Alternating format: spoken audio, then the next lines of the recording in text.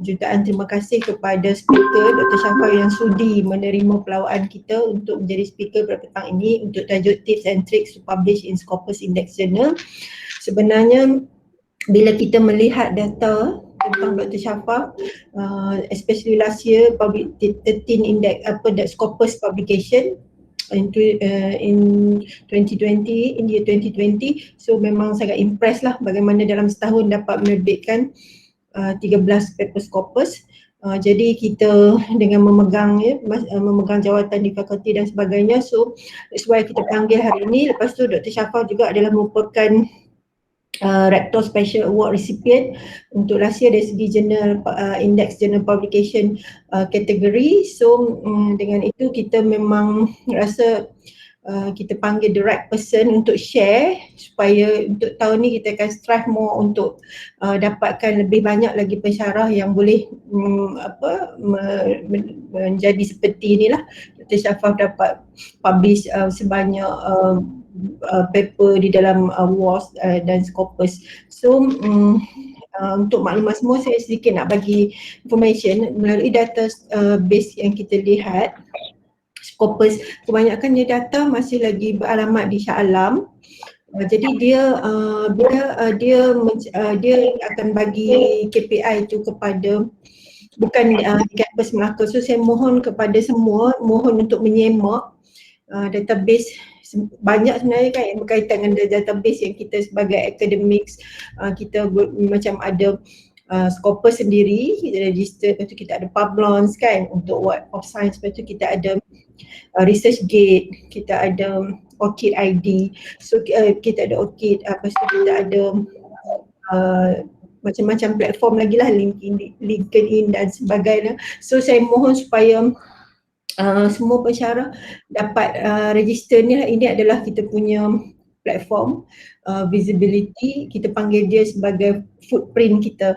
Tapi untuk yang dah ada, mohon untuk contohnya dekat Scopus, kalau masih lagi kampus tu bukan kampus Melaka, mohon untuk emailkan kepada Scopus, kan ada dia punya link tu untuk membuat pertukaran lah ke Melaka, so that nanti kita boleh dikira dalam data kita lah bila kita buat pengiraan nanti untuk MyRA kan, macam yang kita buat setiap tahun.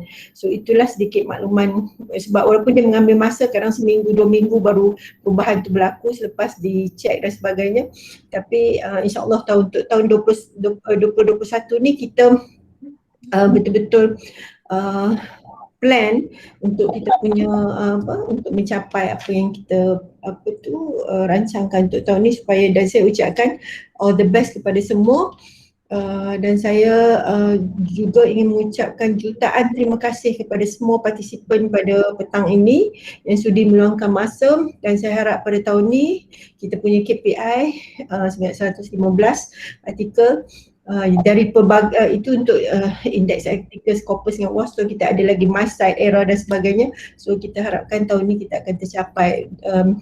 Last word daripada saya ucapkan terima kasih lah kepada Cik Halim dan Ustaz Qayyum kerana organize seminar ni, dan saya harapkan peserta dapat sedikit sebanyak information yang boleh membantu lah untuk penerbitan pada tahun ini. So untuk itu saya ucapkan terima kasih lagi kepada Dr. Shafar.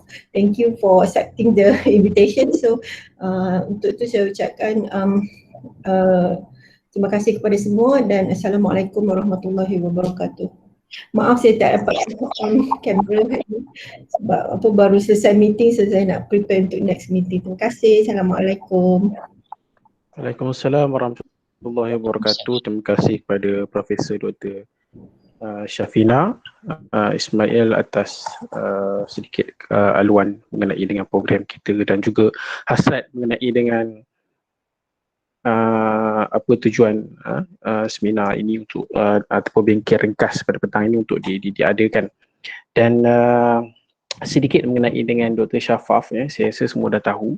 Dr. Shafaf merupakan antara yang dinyatakan tadi oleh Dr. Prof. Shah, iaitu penerima kepada anugerah khas rektor, iaitu kita mengambil rekod yang ada dalam Scopus, di mana Dr. Shafaf sendiri pun pada tahun 2020 saja dah ada lebih daripada 10 yang mana majoriti daripada keseluruhan berapa belas artikel tadi saya terlupa dah, adalah 15 artikel tadi yang ada adalah keseluruhannya majoritinya adalah sebagai main author. Jadi ia salah satu cara ataupun salah satu inspirasi kepada kita semua untuk meneruskan tugas hakiki kita, iaitu menyabitkan jurnal selain daripada mengajar, untuk khasnya dalam Scopus yang ataupun WAS yang berimpak tinggi. Jadi cuma petang ni kita akan cuba fokus kepada Scopus Index Journal. Mungkin akan datang kita akan teruskan sekiranya ada lagi permintaan ataupun bergantung kepada keadaan untuk kita adakan program-program seperti begini. Dan untuk makluman juga, pada awal bulan 3 nanti akan diadakan program ataupun bengkel untuk Prisma yang akan dikendalikan oleh saya dan juga Encik Halim daripada unit JPU, iaitu berkaitan dengan khasnya kepada para pensyarah yang baru dan juga pensyarah lain juga boleh dijemput untuk turut serta, sebab kita buat tu untuk program yang nak bagi tahu, sebab ada setengah pensyarah yang masih lagi tersilap ataupun tak berapa dapat memahami ataupun kenapa pasti. Kadang-kadang dalam Prisma tu dia ada link-link tertentu, contohnya macam link Scopus, link WAS dan sebagainya yang boleh kita ambil daripada Easy Access Library, UiTM dan sebagainya. Jadi insyaAllah program tu kita akan adakan pada awal bulan 3. Mungkin ada sedikit kata-kata daripada Encik Alim ataupun kita terus kepada program kita, Dr. Shafaf. Encik Alim ada nak cakap apa-apa? Tak ada, boleh teruskan Ustaz. Okey, kalau tak ada, okey, Dr. Shafaf dah bersedia Dah. Okey, saya stop presenting saya dan saya akan serah. Okey, saya serahkan kepada Dr. Shafaf. Ya, dengar Doktor. Okey. Kalau Assalamualaikum. mungkin Doktor boleh rapatkan mic, ada mic ke? Okey, Waalaikumsalam warahmatullahi. Assalamualaikum. Okey, dengar. Kepada semua peserta, terima kasih Waalaikumsalam. Pak Sudi sama-sama turut serta dalam kita punya sharing hari ni. So hari ni kita terus sajalah, saya akan present saya punya slide sharing mengenai tips and tricks on Scopus Index Publication. So kita buat santai-santai je. Harap semua dapat fahamlah apa yang saya cuba nak share dan boleh jadi manfaat kepada semua. Okay?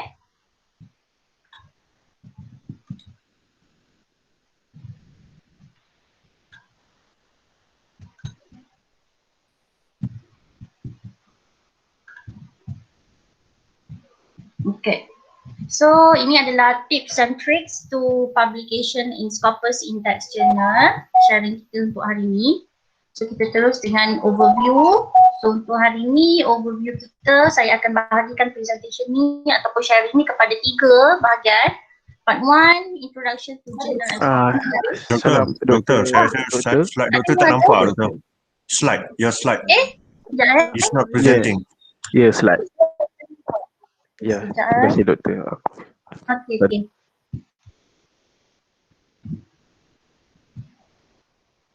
Okey, sekarang nampak tak? Belum. Dah boleh nampak ke? Okey, nampak. Sorry ya, internet saya dekat sini semua.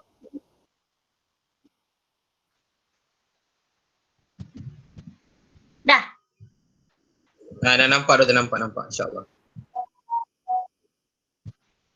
Okay, so kita mula Okay, so ini adalah slide saya.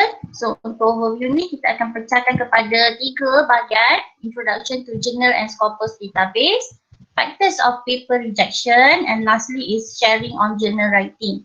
So kita akan pergi part by part lah. Okay, so part 1, so Introduction to Journal and Scopus Database. So what is a journal? Saya rasa semua pun dah tahu kan, publication yang kita perlu terbitkan. So what is an academic journal? a periodical dealing especially with matters of current interest by Merriam-Webster.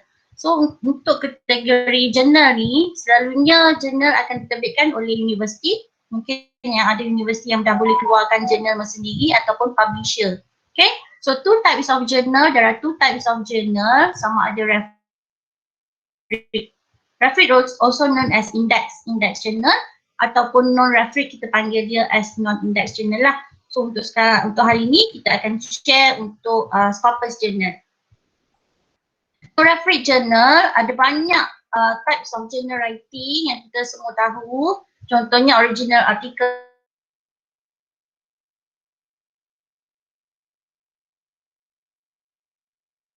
so untuk referred journal selalunya bila kita submit journal, kita punya terbitan atau kita punya manuskrip tu akan reviewed pada experts in the area, sama ada normal submission ataupun double blind review by 2 or 3 reviewers by the journal's appointment. So selalunya kalau normal submission, kita boleh submit paper kita tu dengan sertakan nama kita, affiliation kita ataupun semua identiti kita lah, email, address, semua kita boleh sertakan dalam kita punya manuskrip.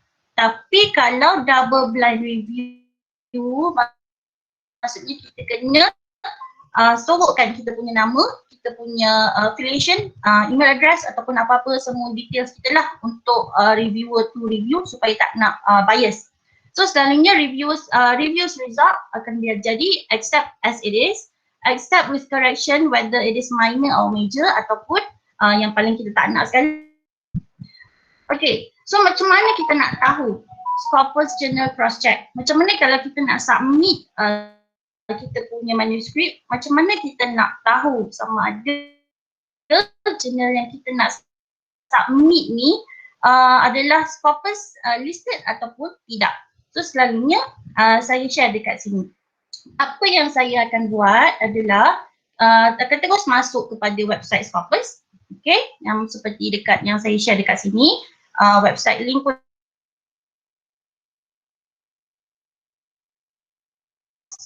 masukkan email kita bila kita klik pada sign in, sebab UiTM adalah yang kita dah join Scopus, bawa institutional punya section, so kita boleh terus sign in. Saya cuma gunakan kita punya email address UiTM dan juga password yang sama dengan email UiTM. So bila kita guna macam tu, kita sign in, so kita boleh terus access kepada publication kita boleh buat searching, kita boleh search another author, search journal, so banyak lagi yang kita boleh buat. Okay, so macam mana tadi, berbalik pada tadi, macam mana kita nak check sama ada jurnal yang kita nak submit tadi adalah Scopus ataupun tidak, adalah kita akan cari dia punya ISBN, ISSN ataupun EISSN number untuk jurnal tu dan kita akan cross check dekat sini. Okay, so macam yang saya highlightkan dekat situ, ada area untuk kita masukkan ISSN number. Okay, sebenarnya bukannya tak semestinya ISSN. Kita boleh juga gunakan nama jurnal tu, kita boleh juga gunakan dia punya publisher, ataupun ada lagi lah a few criteria. Tapi saya suka guna ISSN sebab ISSN is unique. So maksudnya bila kita klik, kita masukkan ISSN tu, selalunya kita akan terus dapat, terus keluar sama ada jurnal tu adalah dalam Scopus ataupun tidak. So kita tak nak lah nanti kita dah susah-susah submit, bayar dan tiba-tiba jurnal tu bukan Scopus. Okay? Okay, ini contoh dia. Contohnya kalau kita nak search for IAES International Journal of Artificial Intelligence, IJAI, so selalunya saya akan ambil ISSN number dia dan saya akan paste dalam Scopus website tadi. So kita akan search. So kita tengok dekat sini. So kalau ada dalam Scopus journal, so maksudnya memang dah verified that journal is under Scopus journal, or else kita akan jadi takutlah nak hantar dekat situ kan. Ataupun ada juga experience saya sebelum ni, kita cari search dekat Scopus database tapi tak jumpa. Guna ISSN number pun tak jumpa. Tak tahu kenapa, tapi dah lepas 3-4 kali search dan baru boleh keluar. Saya sendiri tak tahu kenapa jadi macam tu. Ataupun lagi satu senang, kalau kata kita dah search tapi still tak jumpa jurnal tu dalam Scopus database, kita boleh pergi pada help. Okay, yang bertanda tanda tanya tu, kita pergi klik dekat situ and kita boleh contact terus kepada Scopus representative. Selalunya untuk cepat saya akan terus chat terus dengan dia punya representative. Kita akan sertakan dia punya ISBN number and minta tolong representative untuk check whether the journal is under Scopus ataupun tidak. Okay, so itu adalah step-step untuk kita cross check sama ada journal yang kita nak submit tu adalah Scopus ataupun tidak. Okay, so untuk submit, how to find suitable journals? Okay, so firstly kita mestilah check dalam Scopus database. Dalam Scopus database, kita boleh filter area apa, field apa yang kita nak submit dan dia boleh listkan apa jurnal-jurnal yang ada. So kita boleh terus klik situ dan kita terus pergi kepada website jurnal tu. So jurnal website, kita boleh google juga, cari apa-apa jurnal yang kita nak hantar, tapi make sure cross check dengan Scopus database juga. Sama juga step macam tadi, ambil EISSN number and kita akan paste dalam Scopus database untuk tahu sama ada betul tak jurnal ni bawah Scopus. Sama ada dia masih ada lagi ke ataupun takut dia dah delisted. Okay, mesti cross check. So journals that we read and also referred sama. Okay, contohnya kalau kita baca-baca juga and kita sukakan journal tu, so kita search journal tu di internet and dapat tahu dia adalah Scopus. So kita boleh hantar kita punya manuskrip dekat journal yang sama. Articles to another articles, list of references or bibliography in the referred journal. Kalau kita ambil satu journal tu, kita baca dan kita akan tengok dekat citations dia. Kita akan tengok dekat references dia. Siapa yang, authors mana yang buat research dalam bidang yang sama. So kita boleh cari paper-paper tu and kita boleh search jurnal yang sama. Mungkin kita ada peluang untuk hantar dekat jurnal yang sama. So Google searching and lastly is colleagues recommendations. Kalau ada kawan-kawan, kalau memang dah hantar and memang proven jurnal tu cepat, jurnal tu memang Scopus and bayaran pun okey, so kita boleh submit dekat jurnal tu. Okay, moving on, journal selection. Okay, so first, important, memang penting to make sure that the journal must be within our scope and topics. Okay, kita kena make sure bila kita nak submit kepada jurnal tu, kita akan pergi dekat call for papers dia. Kita akan tengok ada tak scope ataupun topik dia yang masuk dengan kita punya scope dengan topik paper. Contohnya saya pernah juga dulu hantar satu paper dekat jurnal Scopus Journal, tapi tak sampai 24 jam editor dah terus reject paper tu dengan alasan saya punya paper tak boleh masuk dengan dia punya theme and topics. So kita mesti make sure kalau kita nak submit mesti dalam scope and topic kita. Scopus Index, mesti cross check sama macam tadi. And then kita fokus on publication frequency. So kita tengok dekat situ, dekat journal info. Berapa frekuensi dia? Sama ada once a year ke, twice a year ke atau ada macam-macam lagi. Ada yang monthly pun ada annually pun ada. So untuk lebih mudah, kita ambil yang lagi banyak frekuensi, mungkin lagi high possibility kita untuk to be accepted. Okay, next is publication duration. Ini pun kita kena ambil tahu juga. Kalau boleh kita nak lagi cepat publish, lagi cepat kita boleh masuk dalam Prisma, lagi cepat kita boleh update semua kan. Tapi kalau lama mungkin kadang-kadang kita pun terfikir-fikir accepted ke tidak ke, macam mana ke tidak ke kan. So kita cari yang fast publication. Okay, and then accepted and rejection rate. So dekat sini kita kalau boleh nak semua paper kita accepted. So kita akan cari, dia akan ada percentage. Selalunya dekat tepi-tepi jurnal tu akan ada percentage. So kita tengok dekat situ, berapa percentage of acceptance and berapa percentage of rejection. So kita akan go for high acceptance rate and also low rejection rate. And lastly is publication fees. Okay, absolutely kita akan cari yang fees yang affordable, yang tak adalah mahal sangat tak adalah yang murah sangat pun kita risau jugalah kan. So kita cari yang pertengahan.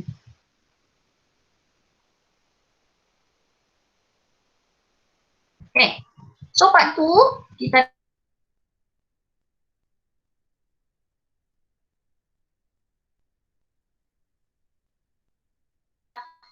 semua review-review yang saya pernah dapat dulu. Okay, waktu saya mula menulis, kita submit kepada conference dulu, non-index journal dulu. So kita mula daripada awal lah. So banyak review yang saya dah dapat. Antaranya macam ni lah. Unsuitable journal scope and topics, exceed number of words or pages pun selalunya di awal submission memang kita dah kena reject. Antara dua ni lah. And got yang nombor 3, poor presentation, typos, arrangements, formatting, grammatical errors. Tapi untuk yang poor presentation ni selalunya mungkin kita adalah peluang untuk to be accepted, tapi kita kena buat correction. Then incomplete and limited analysis, no new findings or contributions, and higher expectations from the journal. So 3 yang terakhir ni selalunya kalau kita hantar kepada jurnal yang high impact, selalunya expectation dia akan lebih tinggi. Dia nak analisis yang lagi mendalam ataupun dia nak something yang novel. So selalunya kalau tak ada benda-benda ni, dia akan totally reject paper kita. So kita sendiri tahu paper kita punya tahap dekat mana dan dekat mana kita patut hantar. Okay, so steps for writing, selalunya untuk menulis, ini adalah step-step je lah yang selalu saya buat pun macam ni lah. So decide the topic, research and collect information, outline and plan, start writing by a simple draft dulu, dan bila kita dah ada draft semua, barulah kita review, kita revise, kita edit and kita buat formatting. Formatting ni kita ikutlah journals punya requirement. So part 3 is sharing on journal writing. Okay. Bila kita nak mula menulis journal, selalunya akan ada 8 main areas yang saya selalu fokuskan. Okay, so yang first adalah title, abstract, introduction, methods, results and analysis, conclusion, acknowledgement and also references. So kita tak boleh ambil mudah dekat ke-8 area ni. Semua kita kena fokus. Okay, kita akan pergi one by one. Macam mana cara nak menulis.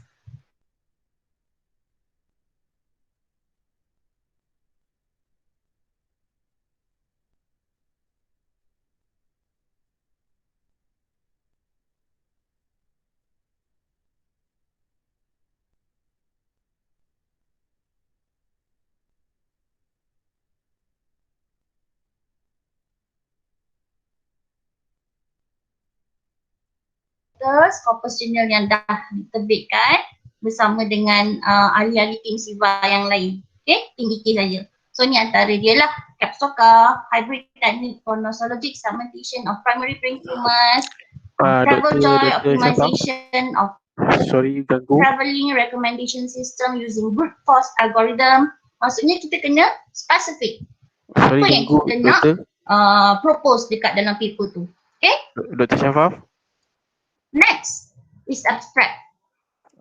Okay, abstract selalunya depends on the journal's format. Akan ada number of words yang kita kena meet. Tapi selalunya pada kebanyakan Scopus journal yang saya hantar, mesti antara 150 to 300 words saja. Not less than that and not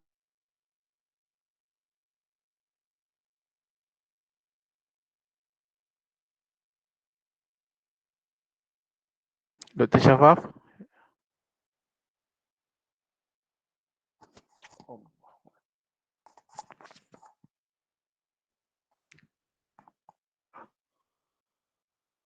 Hello?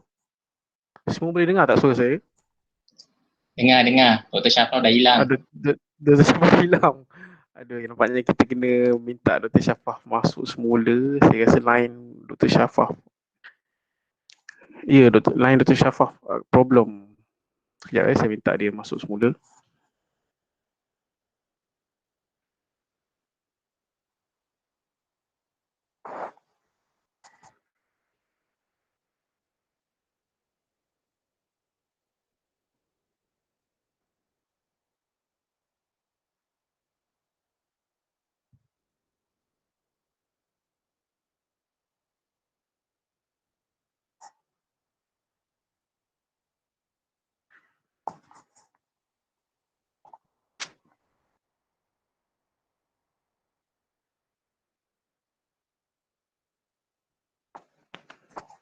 Saya dah minta dia masuk semula. Kita tunggu kejap Tapi kita tak pasti 100 orang ni boleh masuk lagi ke? Dah 100 orang. Rasa 100 ni maksimum dah ni. Saya rasa nanti Dr. Syafaf tak boleh masuk. Rasa tak boleh kot. Betul. Ya, Okey, betul. Saya tak boleh. saya berkorban lah. Ada yang Tapi dengan Sorry, syarat Dr. jangan ada orang lain Fadli. masuk. Saya Selamat boleh Fadli. berkorban, tak ada masalah. Dr. Fadli dari otai. Saya boleh korban, Saya- tapi dengan syarat jangan orang lain masuk, nanti kesian dia tak boleh masuk. Alright guys, enjoy. Betul. Okey, saya dah minta dia masuk semula. Okey, terima kasih Dr. Muhammad Fadli atas pengorbanan. Alright, Assalamualaikum. Waalaikumsalam. Macam Jack pula.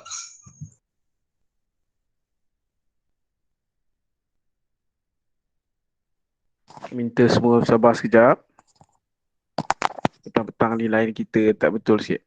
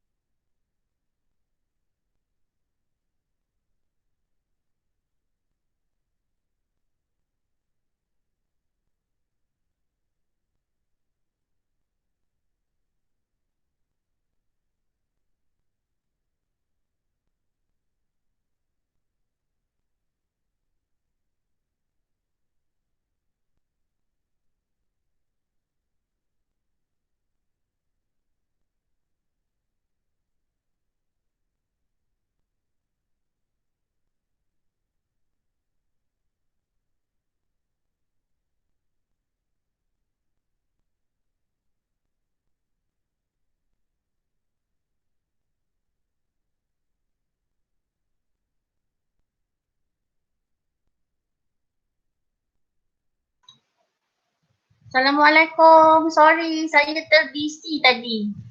Tadi kita dekat mana ya? Saya pun tak tahu saya habis kat mana. Saya cakap seorang-seorang tadi. Masa tu sangkut dekat last tadi abstract, tapi sebelum abstract tu masa terangkan tajuk-tajuk tu ada yang on off suara. Oh ya ke? So kita nak ke mana? Kita nak terus abstract ke? Ikut majoriti lah. Abstract pun boleh juga. Abstract Boleh. Okay. Sorry ya, sorry semua. Oh. Saya tak sedar pun tadi. Okey. Terima kasih kerana masuk semula Dr. Syafaf. Dr. Syafaf boleh mula sikit. Okay.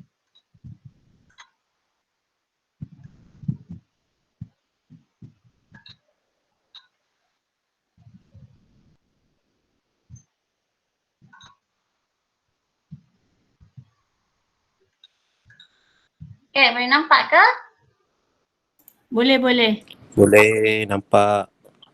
Okay. Okay. So kita ulang balik yang ni. Okay, selalunya di abstract consists of 100 to 50 and 300 words. Depends on the journal's format.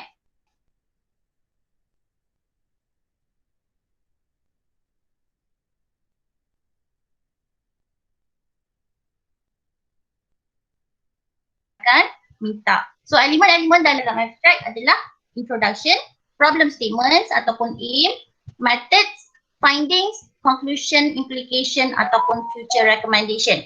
Okay. So untuk last kali tu kita boleh pilih sama adanya kita nak masuk conclusion, implication ataupun future recommendation. It can be either one. Kita tak perlu masukkan semua sebab kita takut abstract kita akan terlampau panjang. Okay. So ini adalah contoh abstract yang saya dah buat untuk Scopus paper saya sebelum ni, bertajuk Automatic Tajwid Rules Recognition Using K-Nearest Neighbour. So elemen-elemen yang saya masukkan sama juga elemen yang saya sebut tadi. Selalunya kita akan masukkan introduction. Okay, kita akan adakan problem statements ataupun aim. Masukkan method dekat situ. Selalunya dekat abstract yang paling panjang, percentage untuk elemen yang paling panjang adalah method. Okay, dan kita masukkan finding kita ataupun results kita. And lastly baru kita masukkan our conclusion tadi. Sama ada conclusion, implication ataupun suggestion for improvement. Okay, so percentage dia yang paling banyak kita akan mula dengan method. And then next kita akan pergi kepada problem statements ataupun aim. And last kali barulah kita akan masukkan finding dengan conclusion kita. Introduction tak perlu panjang. Sebab abstract ni kena brief and precise saja. Okay. In one paragraph kita kena masukkan semua elemen, so tak perlu panjang-panjang. Okay. So next is introduction. Untuk introduction dia, kita akan mulakan dengan overview, basic theory, problem statements, contribution to the body of knowledge, previous related works, which is review of literature. Okay.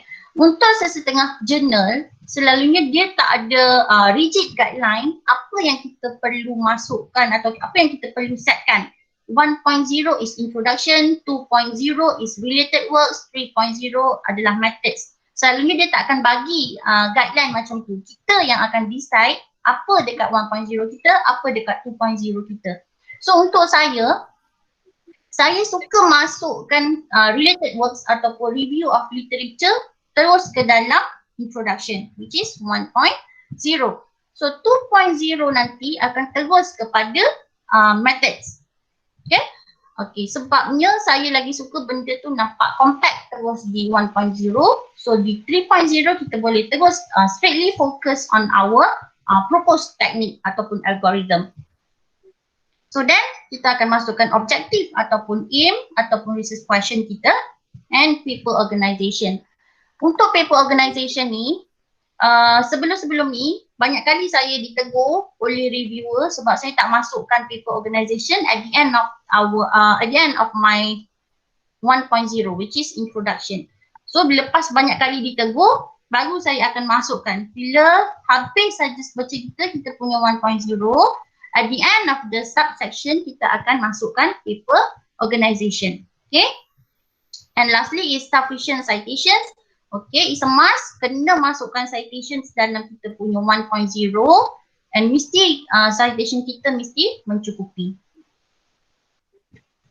Okay, next adalah contoh introduction untuk paper saya yang dah publish dalam Scopus. So sama macam elemen-elemen yang saya sebutkan tadi, saya masukkan introduction, mesti masukkan dia punya overview and then masukkan juga problem statement. Kita boleh pecahkan daripada satu paragraf kepada satu paragraf, tapi mestilah ada relation lah antara satu paragraf ke satu paragraf. Okay, next kita akan masukkan related works. Okay, masukkan terus semua dalam 1.0 our introduction and kita masuk objective second last. Lalunya lepas kita dah cerita problem, kita dah ceritakan related works, barulah kita akan propose objektif kita. Apa yang kita nak propose, apa yang kita nak buat. And lastly is our paper organization. Okay, paper organization adalah di hujung section 1. Boleh ke ni? Dengar ke semua? Boleh dengar doktor. Dengar. Okay. Okay, next. Okay, this is our 2.0. 2.0 kita akan straightly go to the methods. Okay, 1.0 is introduction. 2.0 kita akan straightly go to methods. So dalam method, apa yang kita perlu masukkan? Okay, yang saya selalu masukkan, saya akan masukkan overview dulu. Methods apa yang kita nak guna. And dekat sinilah, this is our main ataupun important section of our journal paper. Apa yang kita nak propose, apa yang kita nak discuss, selalunya dalam section methods. So kita akan masukkan overview, data collection, sampling, kalau kita ada buat interview, observation, semua kita akan masukkan under methods. And di sini juga kita akan ceritakan dengan lebih detail, elaborate more on our proposed algorithm, techniques, instruments, flowchart, dan semua equation yang kita akan gunakan dalam kita punya study, kita akan masukkan dalam section 2, which is methods.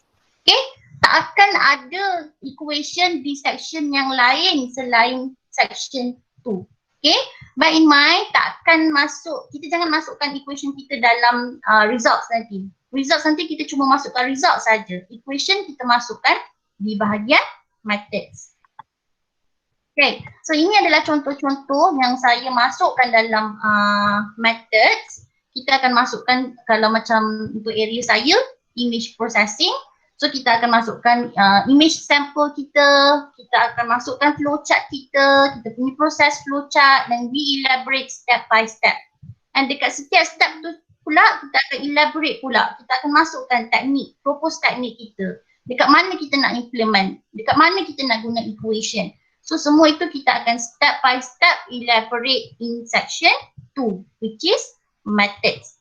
Okay, so semua equation yang kita akan guna, semua gambar-gambar kita, semua kita akan masukkan dalam section 2. Okay, next adalah results and analysis. Okay, so kita dah settle on introduction. Dan kita dah masukkan juga kita punya methods, kita dah elaborate kita punya data, kita dah elaborate kita punya equation. So kita akan masuk kepada next subsection adalah results and analysis. Okay, di sini selalunya saya akan masukkan semua result saya, tapi takkan ada equation, takkan ada citation, takkan ada overview. Straightly go to the result saja. Okay, results and analysis to be arranged according to the objective or research questions. Apa yang kita nak solve. Okay, so kita punya results mesti reflect dengan apa objektif kita. So distant data representations, we may include the tables, graph, charts, any representation, any visual representation yang boleh reflect kita punya results.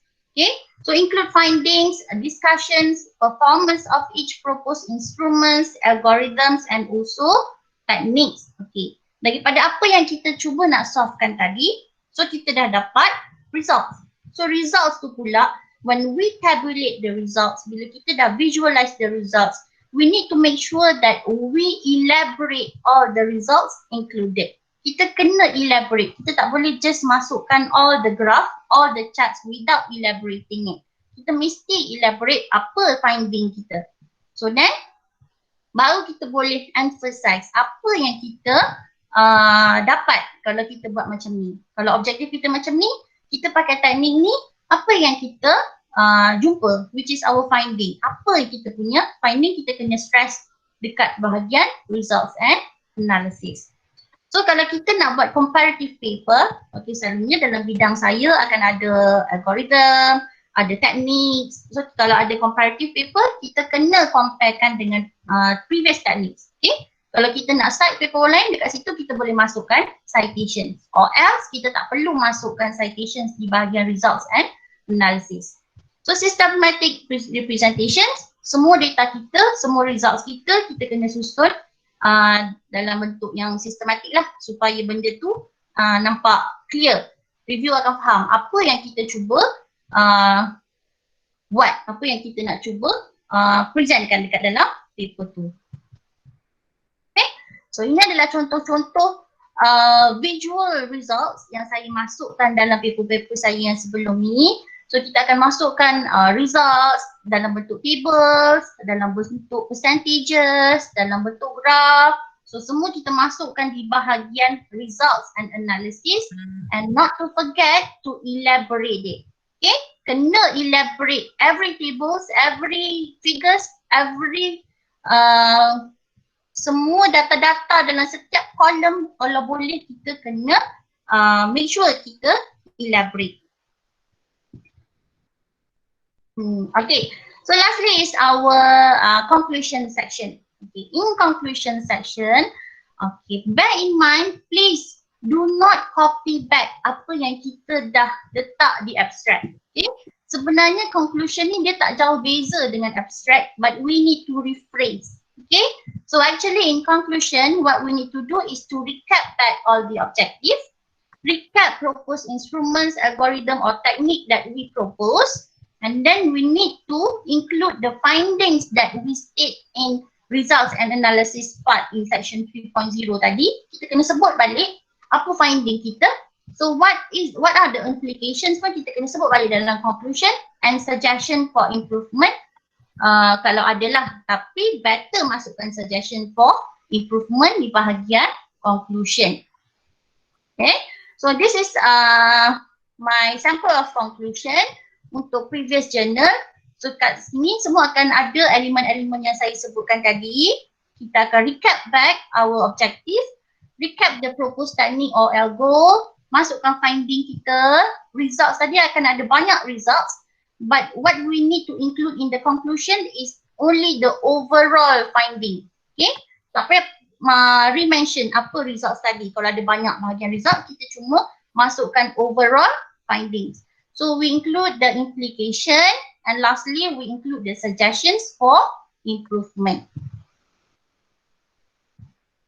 So acknowledgement part, the acknowledgement selalunya no personal acknowledgement kepada sesiapa-sesiapa, tak ada. Selalunya kita cuma akan masukkan funding kita. Kepada siapa kita nak acknowledge. Kalau kita ada grant, so kita masuk kena sebut specifically nama grant dan juga nombor grant. Sebenarnya ini adalah perlu kalau kita nak claim grant nanti.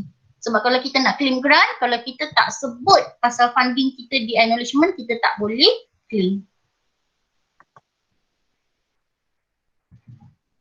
Okay, so lastly is references. Okay, di bahagian references ini pun selalu juga untuk yang kita kena ambil berat juga. So we need to adhere to journals formatting. Selalunya journals formatting it can be either IEEE, APA ataupun ada lagi lah view formatting. So kita mesti follow. So include 30% to 50% of current citations. Current means 5 years back. Okay, so kalau sekarang ni is 2021. So kita kena start dengan 2016 to 2021. Mesti 30% to 50% of our citation. Mesti yang latest ni. Kena masukkan yang latest ni. Okay? Some journals may need to include citation from its own issues. Yang ni kita akan kena baca lah. Kalau dia kata kita kena cite daripada paper-paper dalam jurnal dia sendiri, so kita kena masukkan. Or else tak perlu. Ataupun kalau ada kena-mengena dengan kita punya study, kita boleh masukkan juga. So number of references for Scopus journals is between 20 to 25 references. Okay, selalunya kita akan saya akan go for maximum, which is 25 references to be safe. Okay, supaya tak nak nanti kita kena tambah pula tiba-tiba. Okay, so kita dah habis part 3 untuk journal writing. So extra tips and tricks. Okay, ada few tips yang dekat sini yang saya sertakan. The first one is avoid plagiarism and self-plagiarism. Okay, ini sangat penting kalau kita nak hantar paper kita. Okay, selalunya saya akan upload paper saya dalam Turnitin sebelum kita submit. Okay, so for initial submission, kalau boleh kita less than 15%. Okay, untuk Scopus journal, untuk initial. Tapi bila kita dah dapat review, bila kita dah buat all the corrections, so make sure we reduce the similarity to less than 10%. Okay, supaya tak nak ada apa-apa argument in future nanti. So again, refresh to make sure that our similarity index is less than 10%. Okay, untuk experimental research, especially untuk bidang saya buat quantitative research, so saya perlukan data. Okay, untuk data ni pula, kena sufficient data set untuk kita masukkan dalam kita punya journal. Sufficient means not too little and not too vast. Kalau kita punya data tu terlalu sedikit, orang boleh question our validity of findings. Sama ada finding kita tu mungkin tak valid sebab terlampau sedikit data. Tapi kalau data kita terlalu banyak pula, akan susah di bahagian results analysis. Sebab bila data terlampau banyak, it may lead to vague discussion. Terlampau banyak yang kita nak discuss. And it also leads to outlier lah bila dah terlampau banyak data. So kita yang lebih tahu apa data yang perlu. Sufficient data set dekat situ.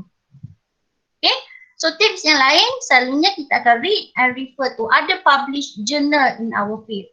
Selalunya kita akan tengok, kita akan go to Google Scholar, kita akan tengok jurnal yang lebih kurang dengan kita punya study. So kita boleh tengok jurnal tu, macam mana cara menulis, macam mana flow, macam mana arrangement. So kita boleh tengok macam mana, so kita boleh belajar juga macam mana orang lain tulis jurnal. So again, recent and latest citations, 5 years back, adhere with journals formatting, and kita boleh hantar kepada proofread. Tapi proofread kita akan perlukan extra fees lah. So selalunya kalau ada duit grant, kita boleh guna. Sebab proofread ni, paper kita akan lebih cantik, akan lebih sedap untuk dibaca lah. Sebab kita non-native speaker kan. Okay, nombor 8. Consider to submit paper to conference yang terus submit kepada Scopus Journal. Okay, yang ni saya selalu buat. Okay. Instead of kita submit kita punya paper to direct journal, saya akan hantar paper saya kepada conference yang akan hantar kita punya accepted paper to Scopus Journal. Selalunya akan lebih mudah, akan lagi cepat as compared to kalau kita pergi straightly submit to Scopus Journal.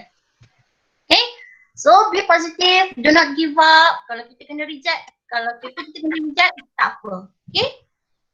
Kita positif je, take it as a learning curve. Tak ada apa yang kita nak give up. Kita ambil balik all the reviewers comment tu, and then kita polish, kita improvise our paper, and then we can resubmit. And lastly is work smart.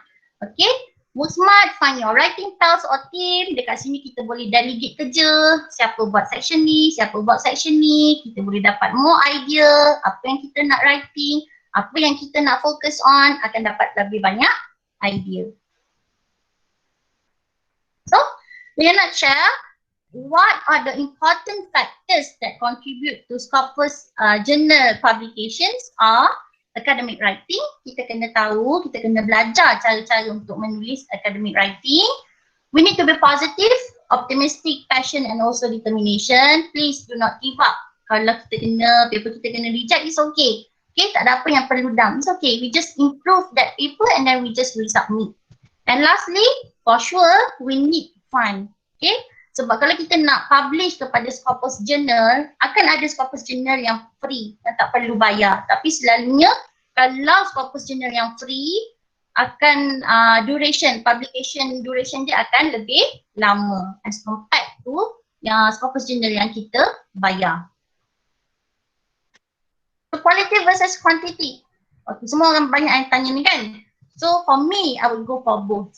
Okay, quality kita nak, kita kena review kita punya paper. Every paper kita kena baca supaya kita tak nak ada kesilapan yang kecil-kecil tu contribute to paper rejection. And quantity pun kita nak juga. Okay, so kita dua-dua kena balance out for this quality and quantity.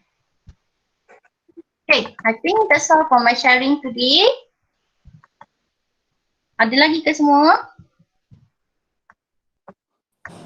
Ada. Masih ada. Okay.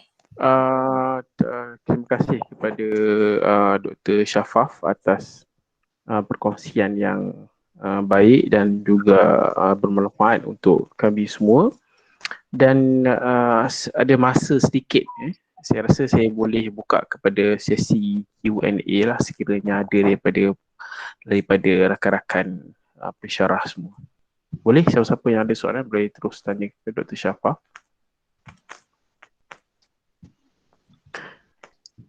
Assalamualaikum Dr. Shafah. Salam. Okey, ni Dr. Rauf nak tanya daripada Alur Gajah. Okey, Rauf. Saya baru-baru ni first time nak try hantar jurnal Scopus, tapi diikut format yang macam Dr. Shafah Fajar tadi lah. Saya rasa tu lebih kepada bidang sains teknologi. Yang biasa saya buat yang bidang sains sosial, the introduction, problem statement, literature review semua dah pecah-pecah. Dia tak sekali. Macam format tadi yang Dr. ajar memang sebiji dengan format jurnal yang saya baru cuba nak buat ni lah. Tapi itu tak ada jadi isu, cuma dari segi reference tu dia menggunakan IEEE di mana kita orang bidang sains sosial ni biasa dengan APA style version 7 sekarang kan. So macam saya tengok dia bagi contoh IEEE tu macam tak faham lah, macam hati saya berkeras, boleh tak kita guna APA juga ke memang terpaksa ikut IEEE tu, sebab memang saya tak tahu langsung cara nak buat IEEE punya reference citation. Boleh bagi komen tak? Itu saja, terima kasih. Terima kasih Dr. Rauf. Okey, saya advice saya kalau kita menghantar paper tu and journal tu minta untuk kita buat references kita dalam bentuk IEEE, memang kita kena buat. Okey, memang kita kena, walaupun kita belum pernah buat, kita kena belajar macam mana nak buat references in IEEE format. Sebab itu juga salah satu faktor kalau kita tak ikut, mungkin dia tak akan accept paper kita. Mungkin kita nampak macam minor problem dekat situ kan, cuma references je yang kita tak nak follow. Tapi kalau boleh sebaiknya kita kena ikut references format yang jenis kita bagi. Okey Dr. Rauf? Okey, baik, terima kasih. Sama. Dr. Shafah, biasa menurut pengalaman Dr. Shafah mungkin yang paling biasanya yang berbayar ni memang cepat sikit lah terbit dia. Ke sama je lebih kurang. Macam Dr. Shafah tadi cakap ada yang kalau yang free ni dia lama sikit. Kalau ikut pengalaman saya yang bayar betul. Kalau mengikut pengalaman saya yang bayar lagi cepat publish lah. Kalau yang kita tak bayar ni akan lama sikit. Kadang-kadang pending lama sangat, kita tak tahu apa jadi dekat paper tu. Dah proses ke, dah submit to reviewer ke, macam mana kita tak tahu sebab status dia akan sama je proses. So sebaiknya kita ambil yang berbayar tapi minimum. Okay, yang mana yang kita boleh afford untuk bayar. Okey, terima kasih. Satu lagi, kalau macam kita dah hantar dan macam doktor cakap tadi dia stuck lama dalam 2 bulan mungkin dalam proses lagi. Boleh ke kita ambil je artikel yang tu untuk kita hantar ke tempat lain juga? Mungkinlah pandangan doktor. Boleh. Selalunya ada juga, saya pun ada juga masalah yang sama. Bila kita dah hantar kepada jurnal tu, lama kita tak dapat feedback. Kita tak dapat current status. Bila kita email pun tak ada dapat reply pun. Selalunya saya akan withdraw that paper, tapi don't simply withdraw without informing the journal. Walaupun dia tak reply kita punya email, tapi kita just email juga mengatakan yang kita nak withdraw our submission from the journal supaya tak nak ada apa-apa isu lah in future. Kalau boleh kita kena email bagi tahu kita nak withdraw dan kita boleh tukar balik journal tu punya format and resubmit tu ada journal, tak ada masalah. Tapi mesti email lah bagi tahu yang kita nak withdraw. Okey, terima kasih. Nanti boleh kot share sekali doktor punya slide tadi sebab ada kita punya pendengar yang penonton yang nak slide doktor tu sekali untuk buatkan rujukan. Boleh. Nanti saya bagi dekat Ustaz Qayyum, boleh? Okey. Nanti saya akan bagi pada yang lain juga. Okey, ada soalan lain daripada Assalamualaikum doktor. Ya, sila Salam. Dr. Abdul Rahim, sila. Saya Dr. Rahim dari KAG, Kampus Alor Gajah. Sekadar Dr. nak Rahim. berkongsi sedikit pengalaman saya lah berkaitan dengan penerbitan ni. Memang saya setuju dengan doktor bahawa kita kena pursue both quantity dan juga quality. Sebab bila kita sebut pasal quantity ni, majoritinya kalau kita dapat capai, kalau ianya berbayar, jadi kita perlukan fund lah. Memang kita perlukan grant. Kadang-kadang kolaborasi kita dengan rakan-rakan pensyarah pada universiti lain, mereka ada grant, kita boleh bersama dengan tim mereka kan. Tapi pengalaman saya bila sebut pasal quality, quality ni kita kena pecah kepada dua. Satu, kita submit kepada local journal berindeks yang dihasilkan oleh Universiti Tempatan. Satu lagi yang dihasilkan oleh publisher luar negara. So pengalaman saya, kalau yang Universiti Tempatan punya local Scopus Index Journal lah, dia lebih cepat sedikit. Sekurang-kurangnya dalam tempoh setahun tu memang kita akan dapat feedback. Ini pengalaman saya dalam bidang social science lah. Daripada jurnal UPM, daripada jurnal UKM, daripada jurnal USM. Dia dalam tempoh 6 bulan kita dah akan dapat.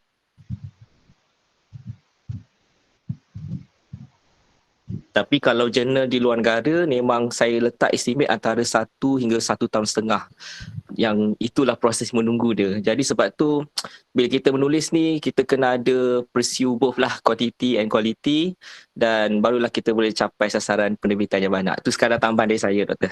Betul Dr. Rahim. Setuju juga. Alright. Itu saja, terima kasih. Sama-sama. Ya, terima kasih Dr. Abdul Rahim. Dr. Abdul Rahim juga adalah antara penyumbang yang banyak untuk kita punya PI penerbitan berindeks. Terima kasih Dr. Abdul Rahim. InsyaAllah Dr. Abdul Rahim boleh bagi talk juga lepas ini mengenai dengan penerbitan berindeks sebab banyak pengalaman. Okey, sebelum tu saya nak ingatkan juga kepada semua kita dah bagi link kehadiran di bahagian chat tu sebelum kita akhirkan kita punya program ni. So saya akan buka lagi soalan selagi ada, sekiranya ada. Ada lagi tak yang lain? Mungkin nak bagi tanya soalan ke apa ke, ataupun ada yang terlepas mengenai dengan apa yang Dr. Syafah menyatakan tadi, sebab kita ada masalah sikit kan internet tadi, jadi hilang. Assalamualaikum. Salam. Okey Ustaz, dengan Dr. Syafaf. Okey, saya ni nak menambah sikit yang tadi Dr. Abdul Rauf ada bertanya tentang IEEE tadi. Sebab beliau menyatakan ada masalah berkaitan dengan references kan. Dia betul Dr. Rahim tadi, Dr. Rauf Abdul Rauf tadi. Okey, yang tadi kan dia tersasul pula. Okey, jadi nak share sikit, maybe another way kalau kita nak buat penulisan yang lebih mudah, mungkin saya tak tahu sama ada Dr. Abdul Rauf menggunakan Mendeley ataupun tidak, sebab dalam Mendeley tu memang dia adalah yang, kalau saya tengok dia adalah yang up to date punya, ataupun kadang-kadang memang saya tak nafikan ada certain journal juga dia memang dia punya references tu ada pelik sikit. Jadi apa yang saya boleh cadangkan adalah doktor download a few papers daripada jurnal yang sama, kemudian yang mistake yang dah accepted, yang dah publish and so on, dan lepas tu doktor boleh buat comparison on how dia buat dia punya references tu. Sebab saya memang ada pernah jumpa lah masalah yang sama juga.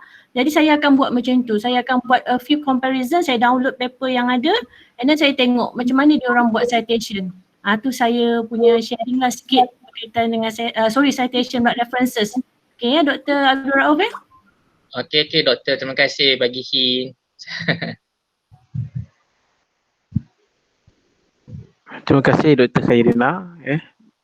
Okey, ada lagi, maksudnya Dr. Khairina masukkan tadi kita download paper lain yang dah telah diterbitkan dalam jurnal-jurnal Scopus tadi sekian-sekian, download dan kita boleh buat comparison di bahagian references mereka untuk kita tengok yang baru juga. Okey, ada satu soalan daripada Dr. Hanafiah. Soalan saya lain sikit ya, boleh tak doktor? Boleh doktor kongsi sedikit bagaimana dalam kesibukan kita ni, bagaimana doktor mengurus masa untuk menyeimbangkan semua perkara ini? Tu dia Dr. Syafaf. Yang saya faham tentang tu lah. Okey, terima kasih atas soalan tu Dr. Hana.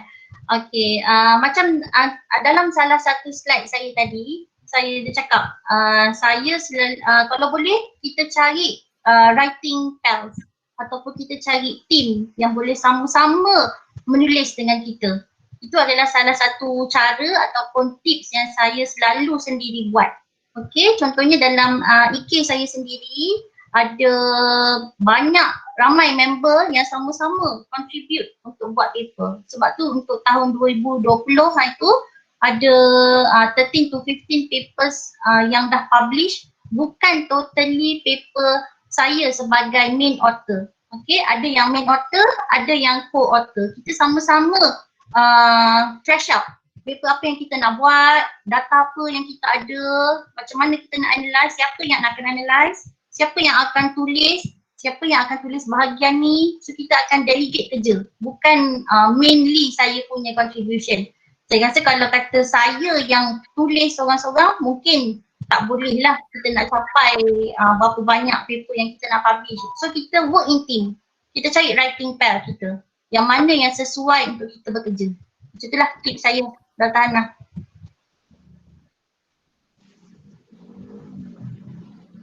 Terima kasih. Okey, boleh ya Dr. Hana? InsyaAllah, tapi berbanding dengan orang muda ni yang macam kami ni kan, dia macam siput dengan apa? Mungkin dengan Arnab kot. mungkin lepas ni Dr. Hana kena cari banyak ni kot, Arnab kot. Cari Arnab, cari writing file yang Arnab ke? Saya rasa Arnab tak boleh nak tunggu saya, lambat. Anyway, terima kasih Dr. Hana. Thank you. Welcome. Waalaikumsalam.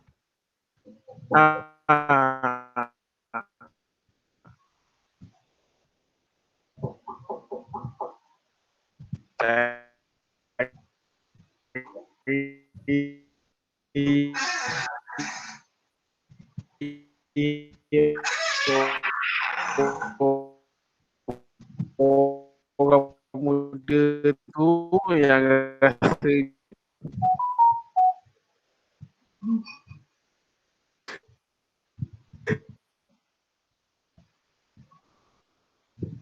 okey. Terima kasih. Last, mungkin kita rasa dah tak ada kot kalau dah tak.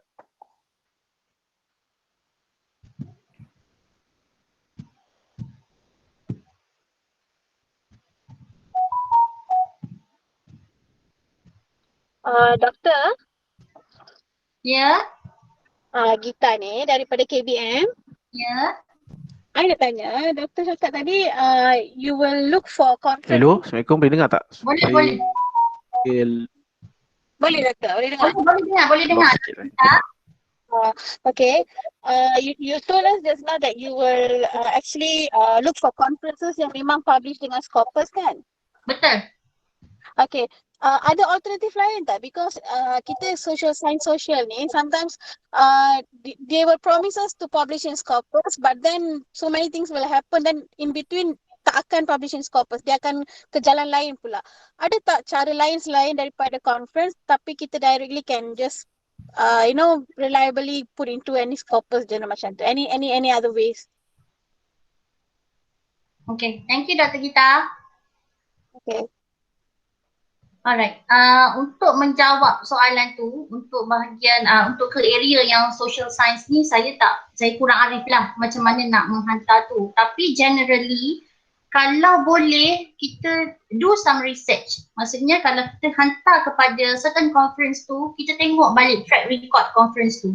Yang proceeding sebelum ni publish tak dalam Scopus? Kalau dia janjikan Scopus, kita kena tengok track record dia. Yang sebelum-sebelum ni kalau tak masuk Scopus, so that means mungkin ada something wrong with the publication team untuk conference tu. Mungkin kita boleh pilih conference lain. Okay, selalunya kita kena tengok track record of the conference yang kita nak hantar, sama ada publish ataupun tidak. Untuk ke direct journal boleh juga, tapi sama macam yang saya share sebelum tadi, apa-apa untuk kita hantar kita kena cross check dulu. Betul tak? Valid tak journal ni adalah dalam Scopus? Still listed ataupun dah delisted, semua kita kena check dalam Scopus. Kalau kita tak jumpa dalam Scopus website, mungkin kita boleh terus directly contact the Scopus representative. Setakat ni yang tu je lah. Kalau kata yang lain tak ada lah kot, sama ada hantar kepada conference ataupun direct terus kepada Scopus Journal. Okay, thank you Doktor. Silakan Dr. Gita.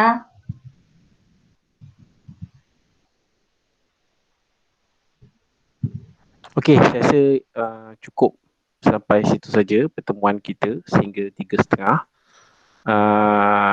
InsyaAllah kita akan lakukan lagi program-program sebegini untuk berikan lagi pencerahan kepada kita untuk kita dapat info dan inspirasi untuk terus menulis sebagai memenuhi kita punya tugas hakiki kita sebagai seorang pensyarah. Dan oleh itu saya terima kasih kepada Dr. Shafaf selaku penceramah dan juga bagi pihak penganjur saya iaitu unit JPU Encik Halim dan Prof Shah, minta maaf sekiranya ada kelemahan daripada pihak kami, dan itu saja. Assalamualaikum warahmatullahi wabarakatuh. Terima kasih juga Dr. Saidira. Terima kasih semua. Terima kasih Doktor, terima kasih Ustaz, terima kasih TGI. Terima kasih. Bye-bye. Assalamualaikum. Terima kasih semua. Abang Alim juga terima kasih.